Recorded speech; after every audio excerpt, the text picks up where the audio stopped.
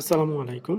আমরা দেখব ৪৭তম BCS primary সহকারী শিক্ষক নিয়োগ এবং এনটিআরসি শিক্ষক নিয়োগের জন্য বাংলা মডেল টেস্ট। তাহলে চলুন শুরু করি। প্রথমে দেখব আলালি বা হুতুমি ভাষা বলা হয় কোনটিকে? আলালি বা হুতুমি ভাষা বলা হয় চলিত ভাষাকে।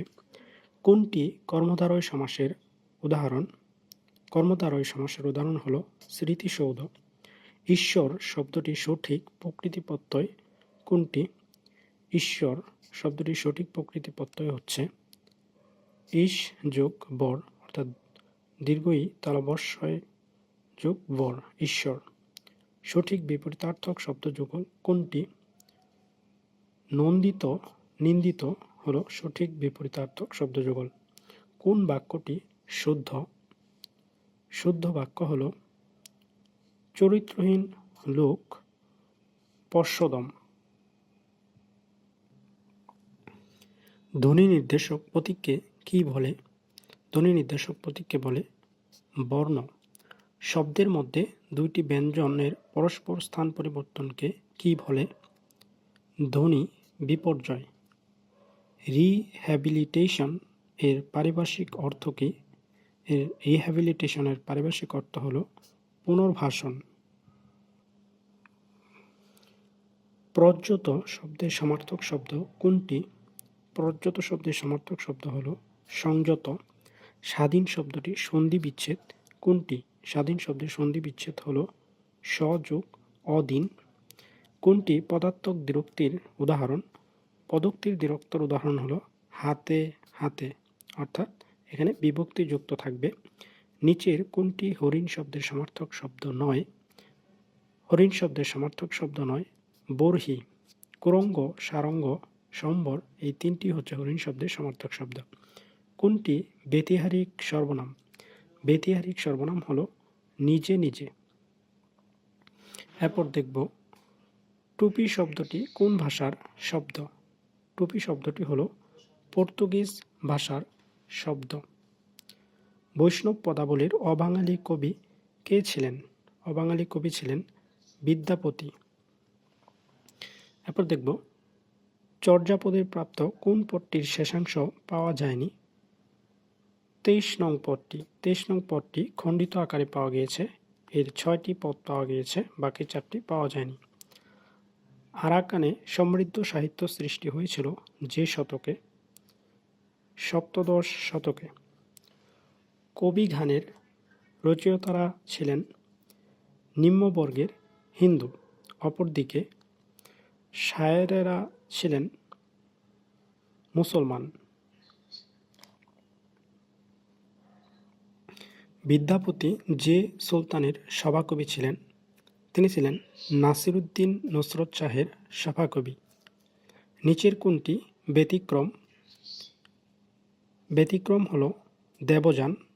এই দেবযান হলো একটি উপন্যাস বিভূতিভূষণ বন্দ্যোপাধ্যায়ের। মেঘমল্লার মৌরিফুল এবং যাত্রাবদল হলো বিভূতিভূষণ বন্দ্যোপাধ্যায়ের ছোট্ট গল্প। কোনটি শামসুর রহমানের কাব্যগ্রন্থ নয়?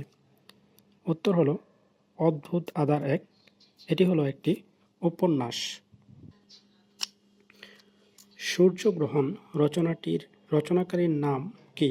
সূর্যগ্রহণ গল্পটি লিখেছেন জহির রায়হান।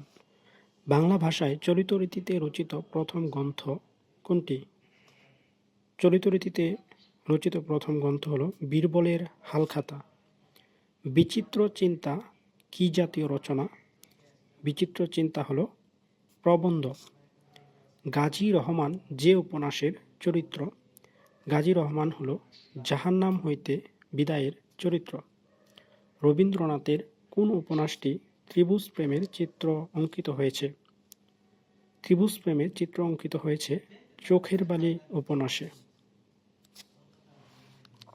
বিহারীলাল চক্রবর্তীর আত্মজৈবনিক কাব্য কোনটি? উত্তর হল স্বাদের আসন। কোনটি লোকসাহিত্যের অংশ নয়? লোকসাহিত্যের অংশ নয় কবিতা। বঙ্গীয় মুসলিম সাহিত্য পত্রিকায় 1326 বঙ্গাব্দে কাজী নজরুল ইসলামের প্রথম প্রকাশিত কবিতার নাম কি? প্রথম প্রকাশিত কবিতা হলো মুক্তি।